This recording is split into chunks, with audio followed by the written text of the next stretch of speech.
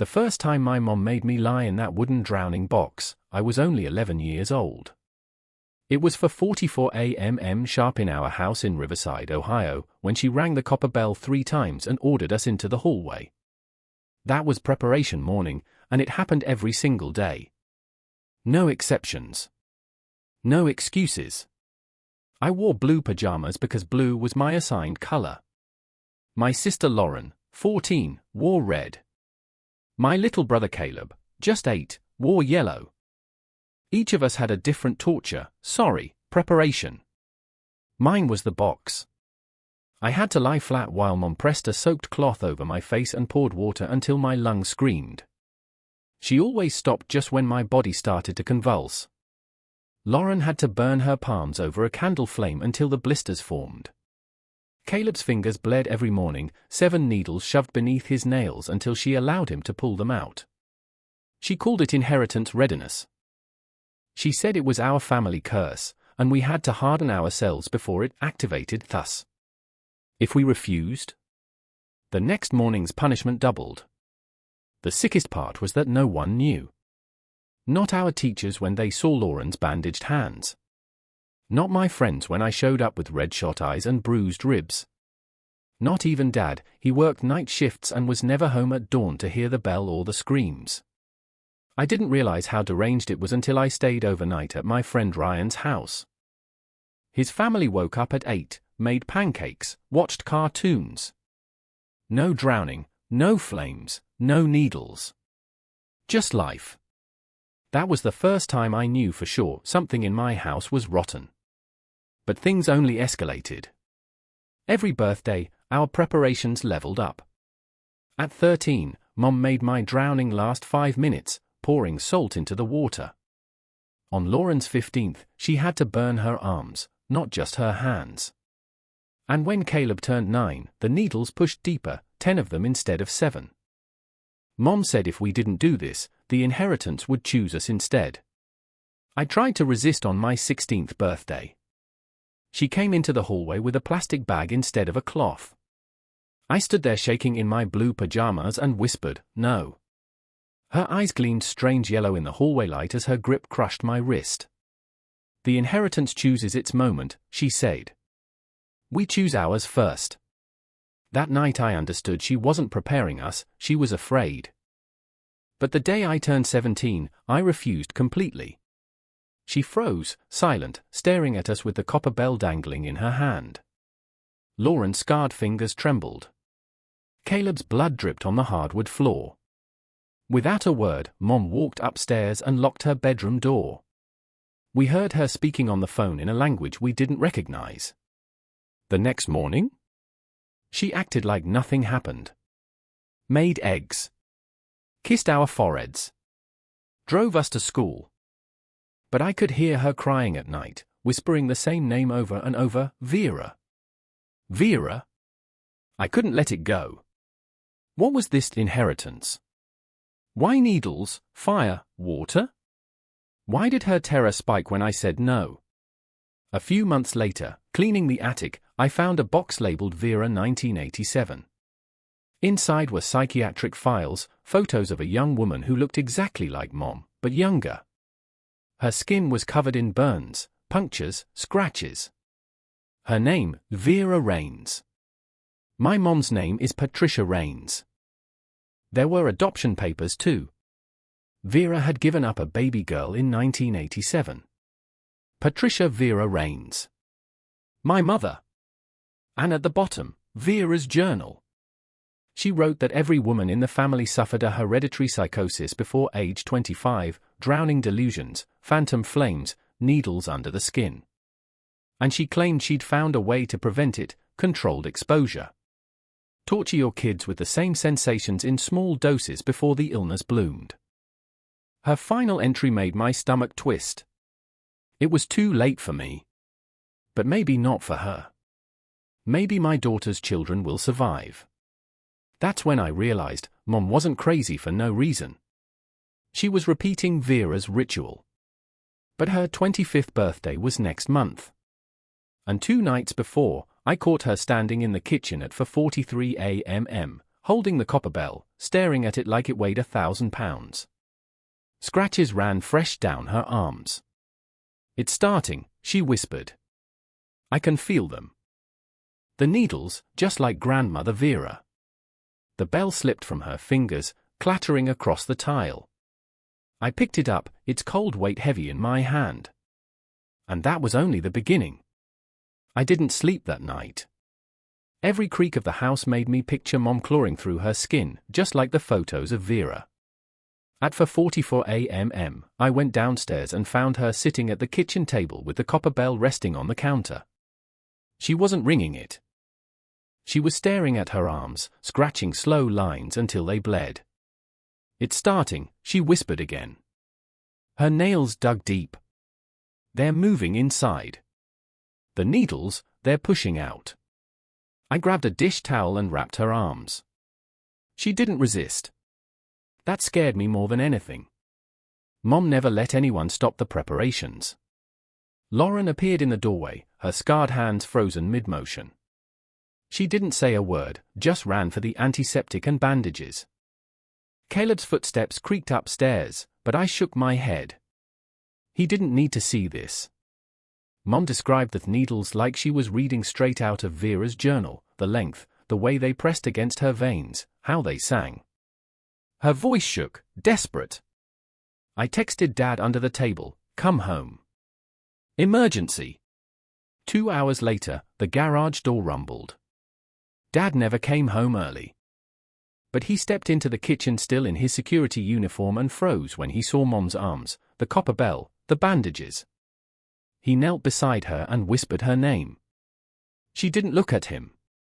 She kept whispering about the needles, eyes glassy. Lauren handed him her phone. She'd been documenting Mom for months, photos, videos, timestamps. Everything we hadn't been brave enough to say out loud. Dad scrolled, his jaw tightening with every entry. "How long has this been happening?" His voice cracked. "Months," Lauren answered. "But this week? It's worse." Mom suddenly grabbed my wrist so hard I yelped. Her eyes blazed with a feverish light. "The needles are singing. Don't you hear them? They want out." "There are no needles, Mom," I said. "It's just the illness, like Vera." "Wrong thing to say." She yanked her hand back like I'd burned her. "I'm not Vera," she snapped. "I fixed it. The preparations fixed it."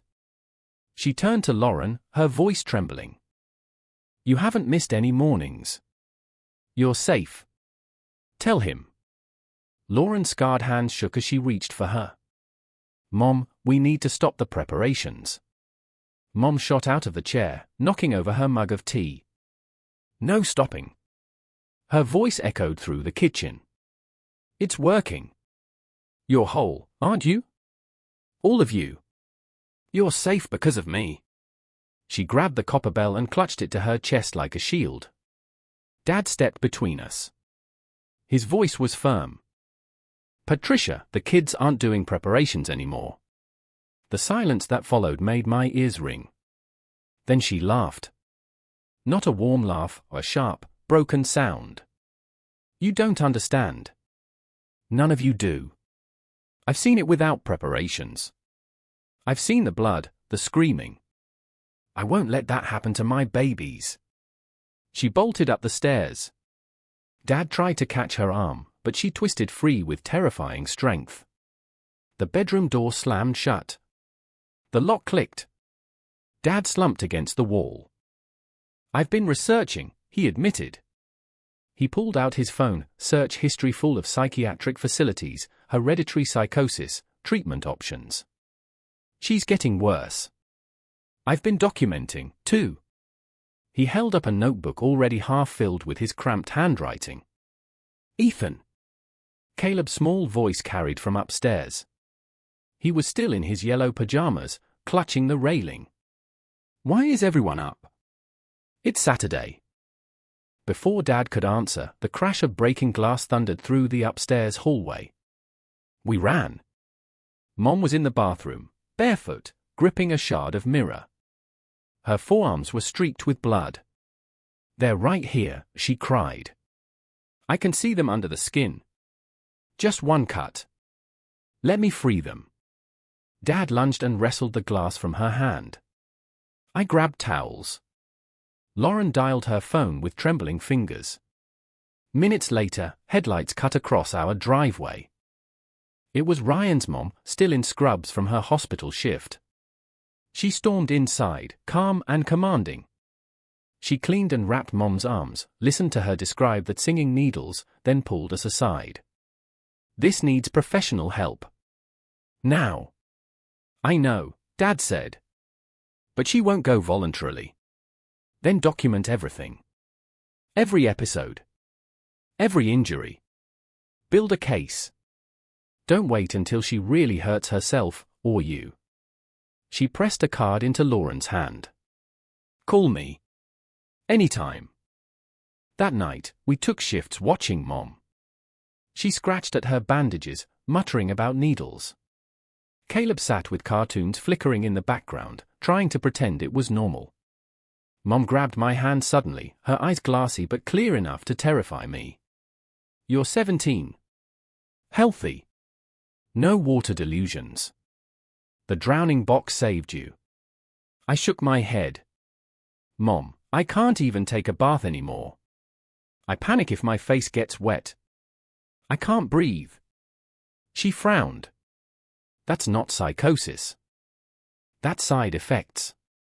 Small price to pay. What about Lauren's scars? Caleb's nerve damage. She looked down, whispering so soft I almost missed it. I didn't mean for it to go that far. For a moment, her face broke. Just a mother. Just Patricia. But then the glassiness returned. My birthday is next week, she said. 25. The age Vera broke completely. And I can feel it. It's starting. Her voice cracked. The inheritance has found me. And that wasn't the worst of it. Not even close. When I was little, I thought Mom's rules were just quirky. Like how she covered every clock in the house with black tape so only the minutes showed, never the hours. Or how we weren't allowed to say the number 4 out loud, because she said it carried death energy. Back then, I didn't question it. I was 6, sitting cross-legged on the living room rug, eating dry cereal from my hand, while Mom drew red circles on the kitchen calendar around dates she said were hot spots. I thought she was protecting us. But now, standing in our bathroom with blooded towels piled in the sink, I realized she hadn't been protecting anyone. She was following a script written decades ago, repeating Vera's journal word for word. Lauren and I hid Mom's glass shard in the garage trash bin, but she knew. The next morning at exactly 4:44, she sat us down in the hallway, hands still bandaged, and told us in a flat voice, the preparations must be stronger. Otherwise, the inheritance will claim you early. Caleb whimpered. His fingers were already swollen from years of needles. He tugged his sleeves over his hands, eyes darting between me and Lauren. No, I said. My voice didn't even shake this time. We're done. Her eyes flicked to mine, then back to the copper bell on the counter. She didn't ring it. Instead, she whispered, You think I want this? You think I wanted to hurt you? Vera told me the only way out was through pain. She clawed herself raw trying to stop it. Do you want that life?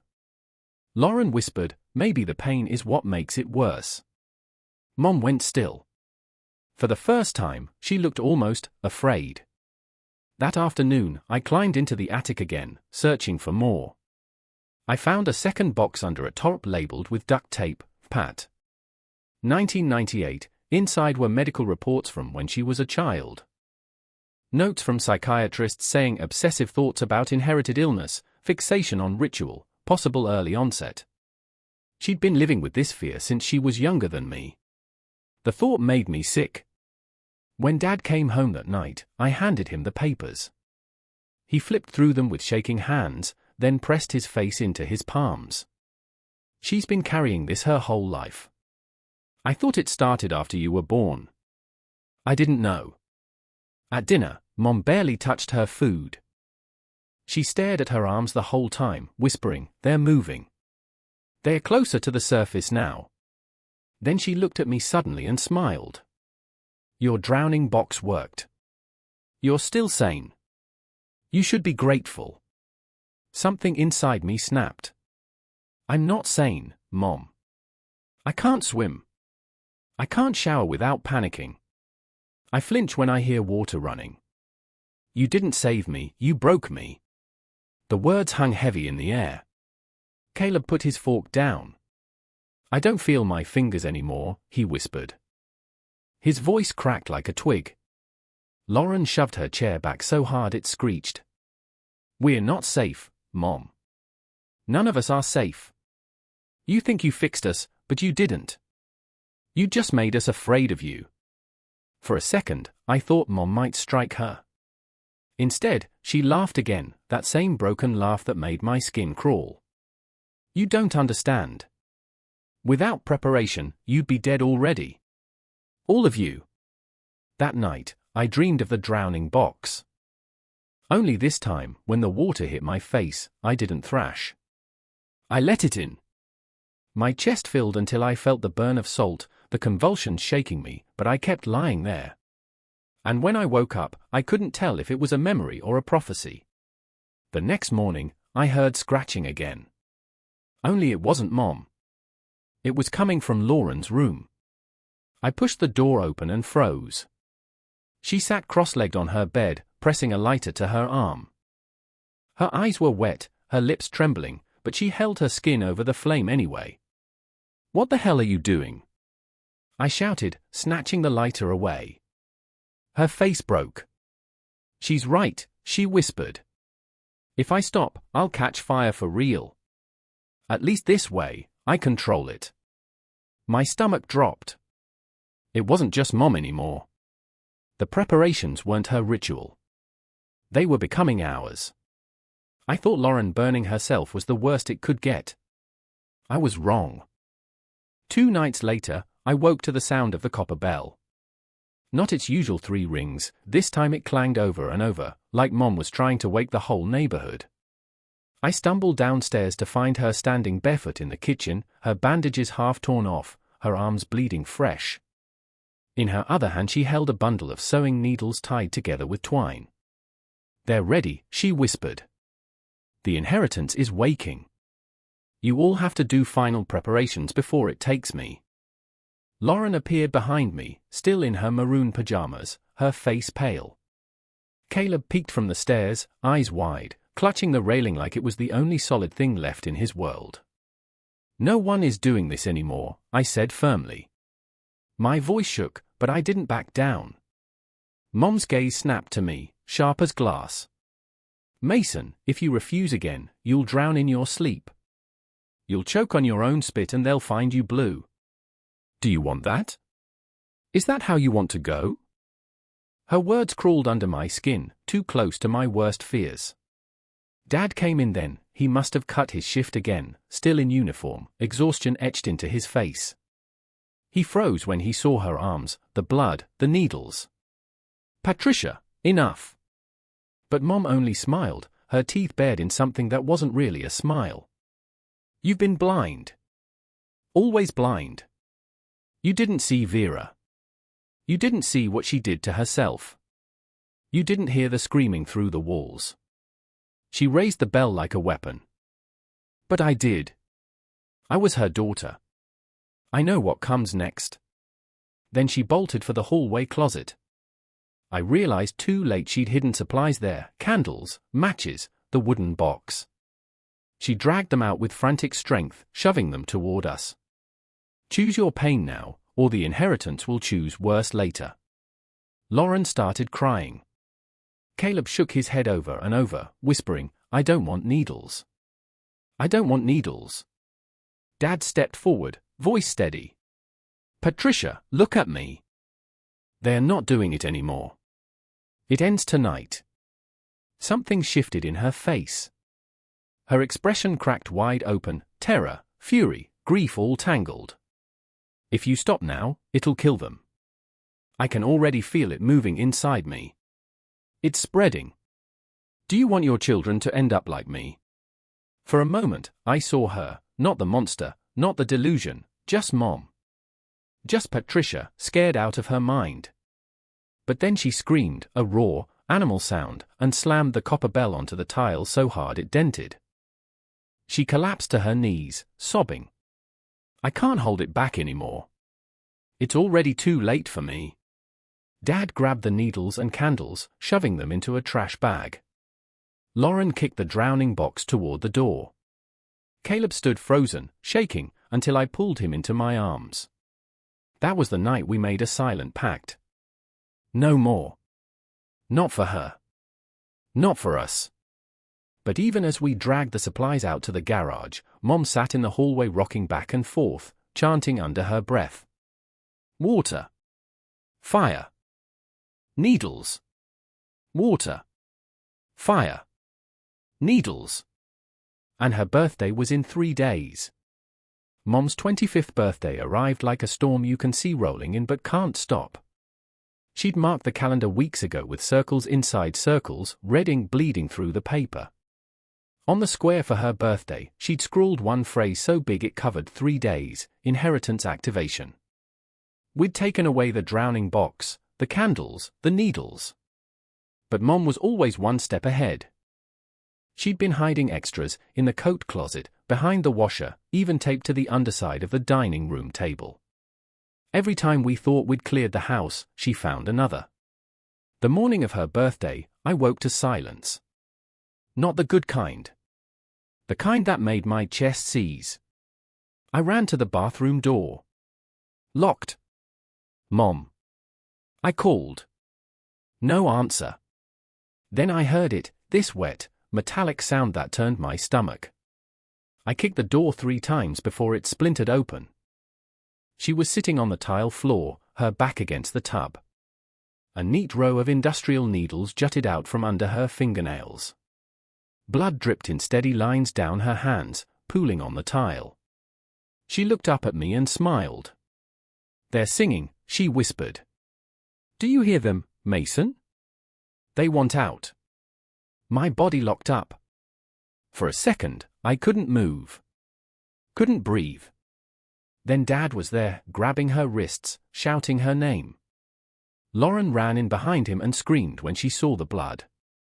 Caleb stayed in the hallway, frozen like a shadow. I dropped to my knees, yanked a towel from the rack, and wrapped her hands. Stop it, Mom. Please stop. But she fought us, thrashing, trying to push the needles deeper. If I free them, I'll be safe. If I free them, you'll all be safe. Lauren grabbed for the lighter on the sink, like she was about to burn herself right there just to prove loyalty. Dad had to rip it out of her hand. She sobbed, begging, she just wants to save us. Something in me broke. Watching my sister nearly throw herself into the fire for a mother who couldn't see us anymore, just the curse, I knew this had to end. I ran to Mom's bedroom, tore open her jewelry box, and found the pills she'd been pretending to take for weeks. Sedatives. She'd hidden them, saving them for moments like this. I crushed 2 into a glass of water, came back, and forced her to drink. She struggled, coughed, tried to spit it out, but exhaustion finally dragged her under. Her body went limp, the needle still lodged in her fingers. For the first time in years, the copper bell sat untouched on the counter. Silent. That night, we all slept in the living room together, me, Lauren, Caleb, Dad. Mom lay upstairs, her hands bandaged, her breath steady. She was Patricia again for a few hours. Just Patricia. But the silence scared me almost as much as the bell. Because I knew this wasn't over. The inheritance didn't end because we wished it away. It was in our blood, a ghost waiting for its turn. At 4:44 a.m., I woke up without the bell. My body jolted like it had learned to obey even in sleep. I stared at the ceiling, every nerve waiting for water, for fire, for needles. None came. And I realized, if we were going to survive this, it wouldn't be because of her preparations. It would be because we chose something different. Medicine instead of torture. Love instead of fear. The curse had fed on generations of pain. It would die with us if we were brave enough to let it. The copper bell still sat in the kitchen, waiting. Tomorrow, I would throw it away.